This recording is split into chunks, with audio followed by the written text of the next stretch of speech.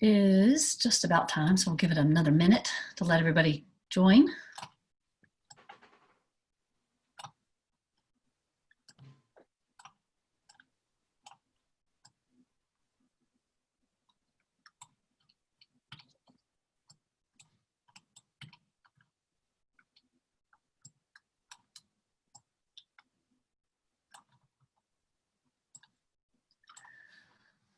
Okay.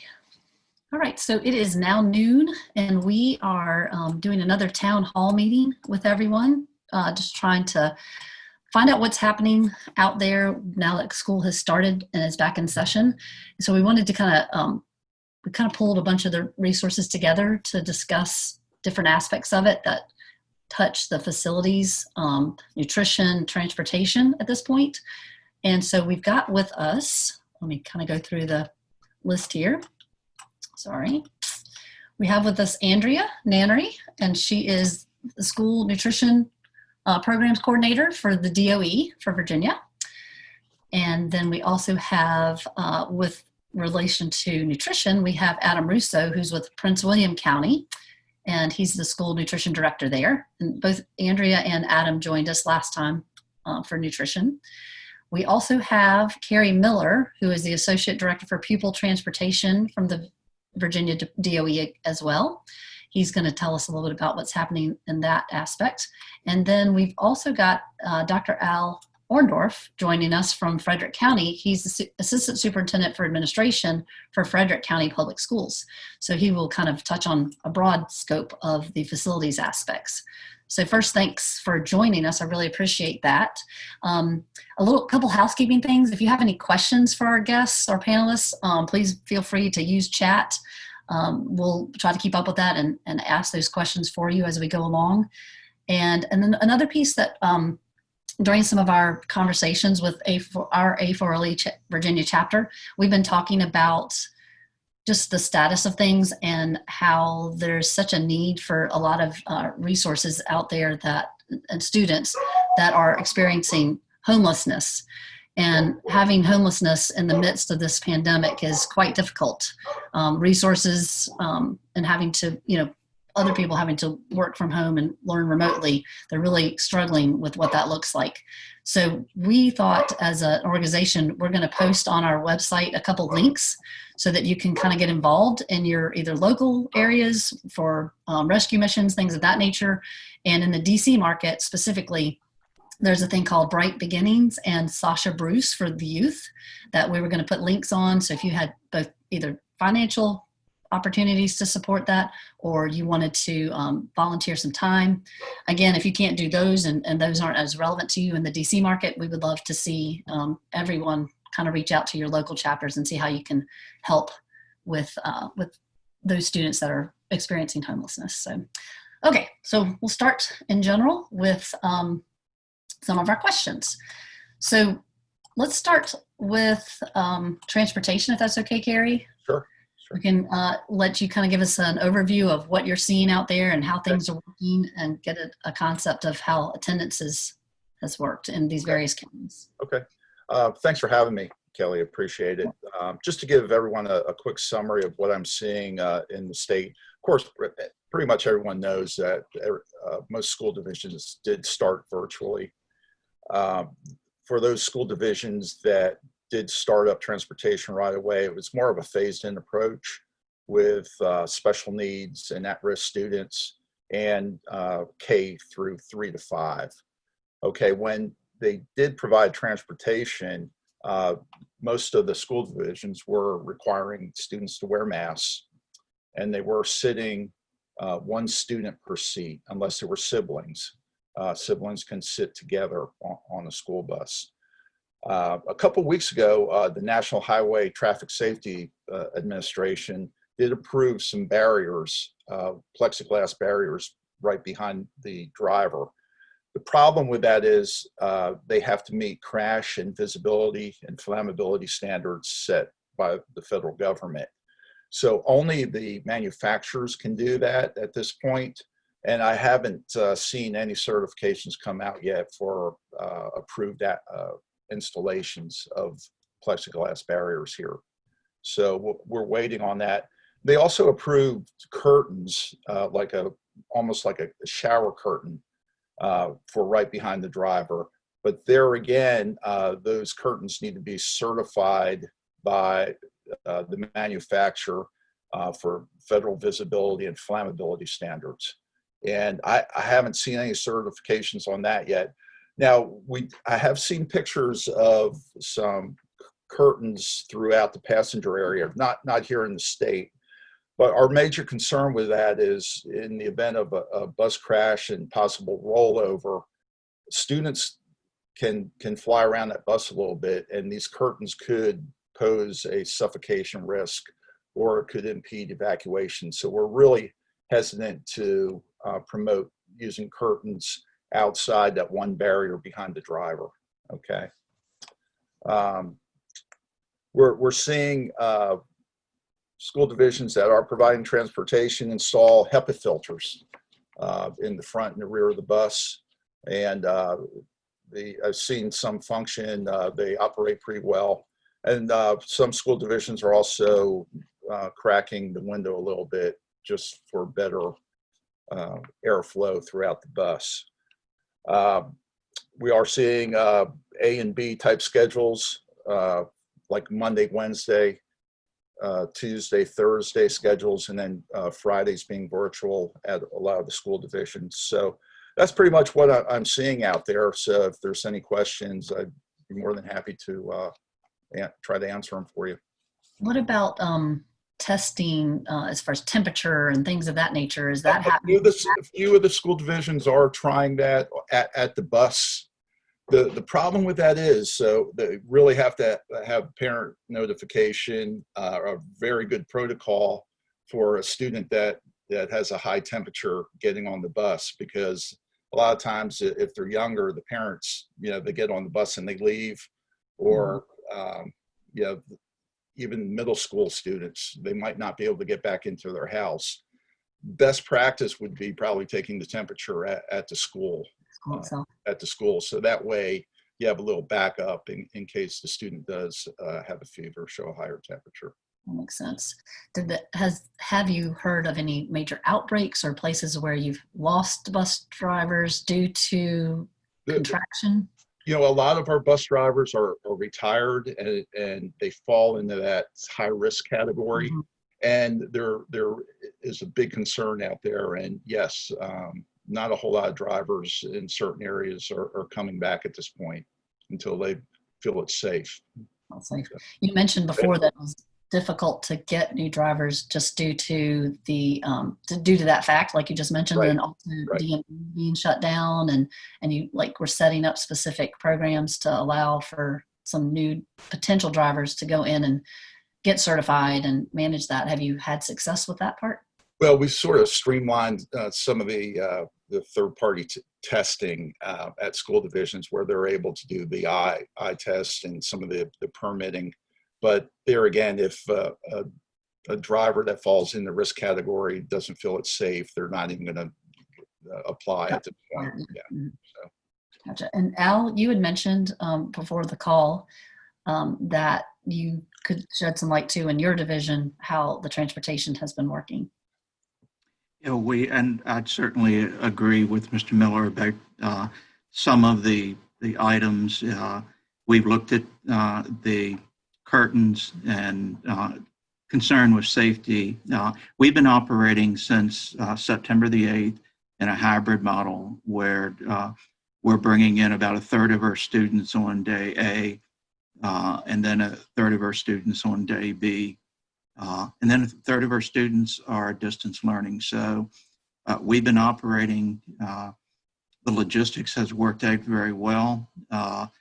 Our health plan was approved by the local health district, allowed us to put one student per seat. And again, as Mr. Miller indicated, except for siblings. So our most heavily loaded bus has 27 students on it. Most of our buses could carry up to 24.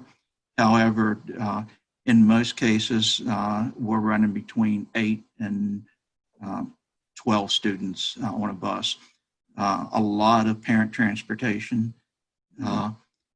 our health plan, we take temperatures at the school, and we also do the CDC checklist and a health screening.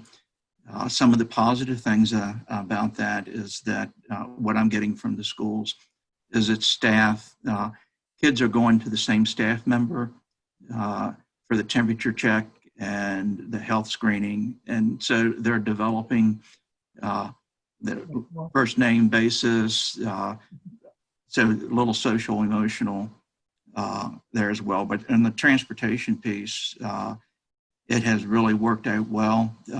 We're very pleased with this routing software because those in transportation know that in a school division our size, just under 14,000, on a typical day, you're changing as many as 10 bus routes as students move around, students move in, students move out. So that staff is very adept at making changes quickly, but it was quite a challenge as our principals decided who was going to be in Group A and who was going to be in Group B. But it has worked out very well, and we've not had any issues. And however, I do want to qualify that is that we're the most northern county in the state of Virginia, 70 miles west of Washington, D.C., in Shenandoah Valley. And so in that northwestern health region, the number of positive cases has been relatively low, the transmission rate low. So colleagues across the state are operating under different conditions based on how the virus is, the activity in their region. But we've been very fortunate. So that's the only thing I can add to transportation specifically. Okay, thank you. Kerry, did you have any other comments? No, I think I covered everything I had Yep. down here. So Thank you. Sure. Sure. These might parlay together. Andrea and Adam are relevant to the nutrition piece of it. So maybe Andrea, if you can tell us from the DOE's perspective and some on a global perspective, how things have been running, how different challenges that you've faced, different than maybe you expected at the beginning, or just anything you can add to that. Yes, so everything's been different.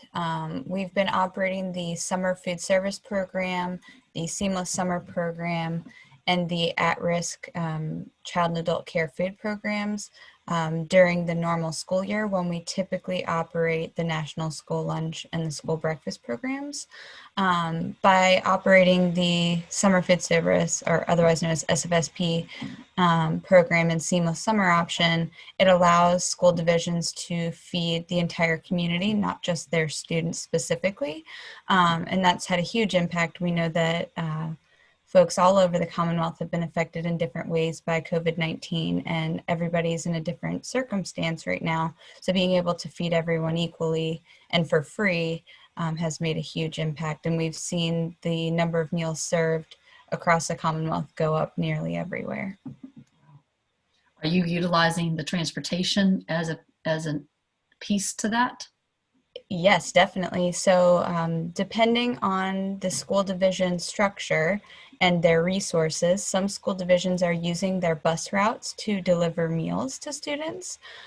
So students and their families can come pick up meals from their bus stops. This has been a way for a lot of divisions to keep that are fully virtual, to keep their transportation staff employed. It's also helped get meals out to students who wouldn't otherwise be able to get to the school to pick up those meals. We are also seeing that some divisions are delivering meals door to door, utilizing a parent letter waiver to do so. We also see that a lot of parents are going to do the school pickup. So essentially they set up a drive-through method, and for the virtual learners, they can go and pick up the meals that way. For in-school learning, they're doing a lot of take-home meals for the virtual days. And so the students will take those bagged meals onto the buses to go home with them. Okay. So Adam, you're in the trenches in Prince William. What has your day looked like, and what challenges have you faced? Sure. So when the new school year started, we transitioned our model from a daily pickup where we were handing out a breakfast and a lunch unitized at locations you could pick up every single day. We increased the benefit and changed it to 2 pickup days a week. So decreased the number of times families went out and increased the benefit. So on Monday, you get 3 days and 4 nights of food. And on Thursday, you get 4 days and 3 nights of food, or vice versa, some kind of correspondence. We're serving breakfast, lunch, snack, and a supper in a kit. Again, to incentivize families to come out, we are utilizing no transportation. For us in the beginning, all of our plans have been what is feasible and what can we sustain. For a division our size and with Northern Virginia traffic, utilizing even one bus or driver puts us at a real deficit when it comes time to deliver in babies again. And so making sure people are ready for their core focuses is kind of our guiding principle. We are basically 100% virtual. We still have English learners and special education students who are coming every day. There's about 1,000 students. 1,000 students spread apart 100 buildings isn't very many students, but we're finding from a transportation side that it's taking almost as many resources to transport the fewer students than it would normally. We have an attendant on the bus as well. They're running the normal routes. They're just not making as many stops. And so again, we transitioned to the handing the kits out, got the word out. Initially, our concern was, are we going to have enough work for our folks, right? I've got 963 FTEs. Are we going to have enough volume to keep people busy? And on the other side of what the volume question is, are we going to have enough revenue to keep everybody employed appropriately, right? We're an enterprise fund. If we don't make money, we don't have money. And so are enough people going to show up and take advantage of these meals so that, we have enough revenue to cover our expenses and mainly our fixed costs, right? We know we can, our sunk stuff, we know what that's going to be. We know what salary is going to be. I can control my per plate cost, but we need to hit a certain benchmark of meals. The first day of meals, we served roughly 18,000 students, the equivalent of 200,000 meals or so. The next day, we served about 10,000 more kids, about double the meal equivalents. To date, we have served about 3.5 million meals in a month. So in 7-8 days now, we've done it. We'll be at 4 million after the 8th day or the 10th day, whatever we're on now. But again, by getting the word out, increasing the benefit, we were able to incentivize families to come out and pick up and do so safely. Again, our numbers are up. Our problems now are much different. It's now we need more people and more space. We're serving 65,000 gallons of milk a week. To give you some perspective, 65,000 gallons of milk takes up a lot of space. And so now we're running into the problem of refrigeration unit issues. And so we're switching some of our fruits and vegetables to more whole fruits and vegetables that don't have to be refrigerated, because that's our deficit is refrigeration. So we're trying to be a little more clever about that, offering more dried cereal options, things of that nature, so that we can take from the fridge and we're in a fluid milk issue, and that will not change as long as our volume stays.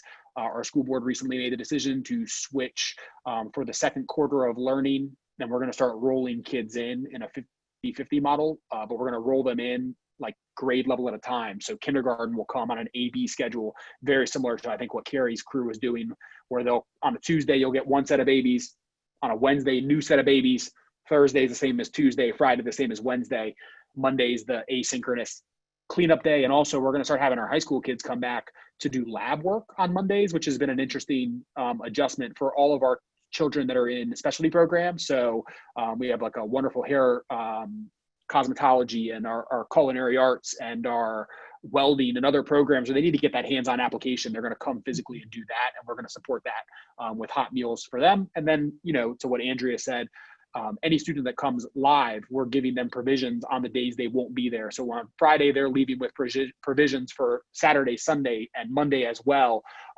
because I think everyone knows that the pandemic, it doesn't understand racial lines or poverty lines or socioeconomic classes. Those things don't matter. People who have had means before no longer do. We had quite a few people show up on the first day.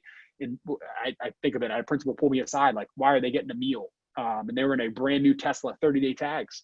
The mom actually pulled up crying, and telling the staff member that they're, her and her husband both do sales and they both were laid off.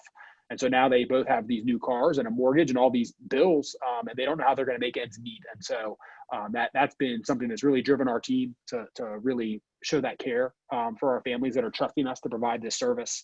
But that's really what it comes down to, is a lot of trust from our families and a lot of care from my staff, that they really care about the community that they serve, and their families continue to trust us. And we're going to keep leveraging that trust to get them yummy meals and to help nourish them for what is a weird school year. Perfect. It's a lot. It definitely looks different. And you just never know what someone's going through. Andrea, is there any other piece to the nutrition side of things? I'm sorry, Aaron, I'll cut you off. There was a question from Kate Johnson. How are we able to serve more than 2 meals to your students? So before the pandemic started, our plan was to run the CACFP program that Andrea had notated. And that's the Child and Adult Care Feeding Program. That's an acronym. You guys probably don't care about the inside baseball there. But that is the supper and snack program essentially that we're able to run. And in our school division on Saturdays, for instance, we've been running this program and calling supper a lunch and calling snack a breakfast. Really, those terms are made up by the USDA, and it's what am I willing to serve for what the reimbursement is, right? Like I get this much reimbursement for a snack, this much reimbursement for a lunch and a breakfast, and it has to have certain components with it. And so we're willing to give a breakfast portion for a snack reimbursement to nourish our scholars, and to drive the revenue on Saturdays. And so when we looked at this, we looked at the problem differently maybe than some of our peers, and we looked at them as total components rather than meal sessions. And so we are offering breakfast and lunch through the summer food service program. All students are free. And then at our at-risk building, that is any building whose population is greater than 50% free or reduced, or a building that feeds, like if I lived at that school and it's above 50% free or reduced, the school that I would attend, my high school is also at risk as well. So we have those sites open for the supper and snack component to serve those meals, as well as the breakfast and lunch. And again, that fiscal year just changed October 1st. So I don't know where you are, Kay Johnson, but your school division, assuming their locations are above the 50% free reduced threshold for the reporting school, they're eligible for that additional meal session. And I think I got that right, Andrea. Correct me if I'm wrong. Yes and no. So USDA has issued a waiver, and I just want to clarify exactly what Adam was saying, that allows school divisions to offer more than 1 day's worth of meals at the same time. So for example, if your group A students come in on Monday and they don't come back in till Thursday or Friday, you can provide them with 3 days worth of meals all at once. You can technically provide them with a full 7 days worth of meals at once, as long as you're not providing overlapping meals. So that means 1 breakfast, 1 lunch, 1 snack, 1 supper per day for a 7-day time period. And that, that allows parents to pick up meals more conveniently for them. And it allows school divisions to distribute meals all at once, letting you use your resources accordingly. And there's also another waiver. I don't want to get too in the weeds here because it does get pretty technical, and all of the technical business is dealt with by the school nutrition administrators or directors. But there is a waiver also for the child and adult care food program, which is typically the after school snack or supper program, to waive the area eligibility requirements. So currently, any school division, regardless of your free and reduced price meal percentages, can participate in the at-risk program, which is great right now. So you can serve lunch, breakfast, lunch, snack, and supper. I just want to keep feeding the kids. Thanks for clarifying that, Andrea. And thank you, Adam. That was great information. Al, wanted to ask you, and maybe everybody might have a hand in this a little bit too. When the parents are coming to pick up the food or are driving their students to, or they, are pretty accustomed to, especially in the lower grade levels, coming into the school to support their students and that sort of thing. What are the rules and expectations related to non-faculty staff or students? For those virtual students that may be coming to pick up a meal, we have a scheduled time at each school, and it's a drive-by situation. So they're not having to come into the school. They drive up and they pick up the meal from our school nutrition staff. So we have scheduled hours. And those students, and again, about 66% of our students are in person, either A or B. On A day, as Adam had indicated, those students are taking meals home with them for the next day. So in a way, our hybrid schedule works is AB is Monday, Tuesday, Wednesday is a planning outreach day, and then Thursday, Friday is another AB day. So those students are getting meals sent home in the prepackaged for the other days. So, and again, I certainly have to give kudos to the school nutrition staff at VDOE as well as at our school level, because all the way back in March, they just did an outstanding job. We all have to deal with the compliance issues. And I know that at VDOE, they wrestled with time and getting things out and communicating. But all in all, students were served, those most in need, in particular, by extending the summers program back March through right up through the opening of school for us was really important. And there are just a lot of great stories, in particular siblings taking care, older siblings, younger siblings, and both parents having to work in many cases. So support staff in all areas have just done an outstanding job. And we're seeing strong participation, and we'll see where it goes in the second semester. But again, compliance issues are always there to deal with. What are some other like facility related struggles or challenges that you've seen now? Because I know that you kind of touch on a lot of different aspects other than just, excuse me, transportation and nutrition, as far as like HVAC and your staff and just some of the challenges you're seeing just on a broad scope that you would want to share. The engine that drives is your health plan and working with your local health director. So that's the engine that drives everything that you do in trying to meet the needs of the COVID-19 virus and the restrictions it puts on you.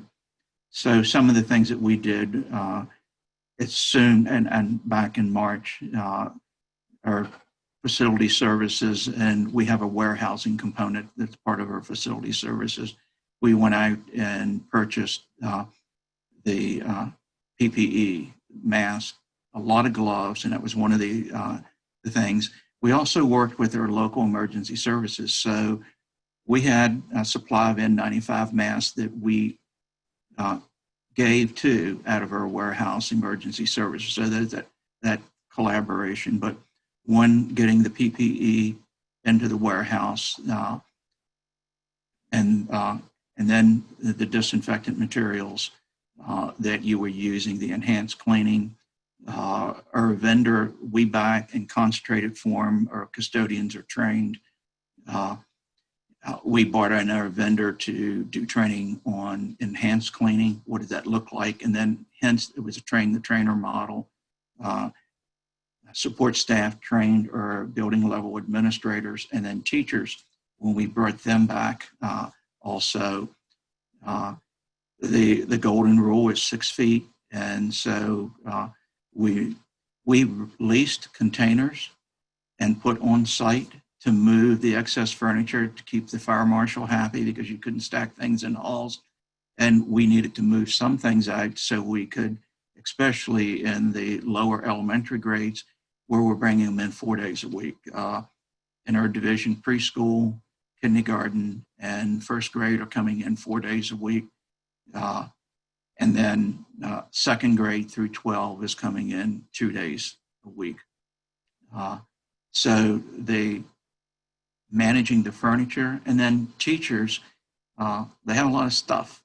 They have instructional kits and supplies. And that was part of the reason, rather than using like a tractor trailer that you'd have to lift things up in, we bought their storage unit and we leased them to put at each of our elementary sites in particular, so they could get things out of the room to support the physical distancing and have access to them.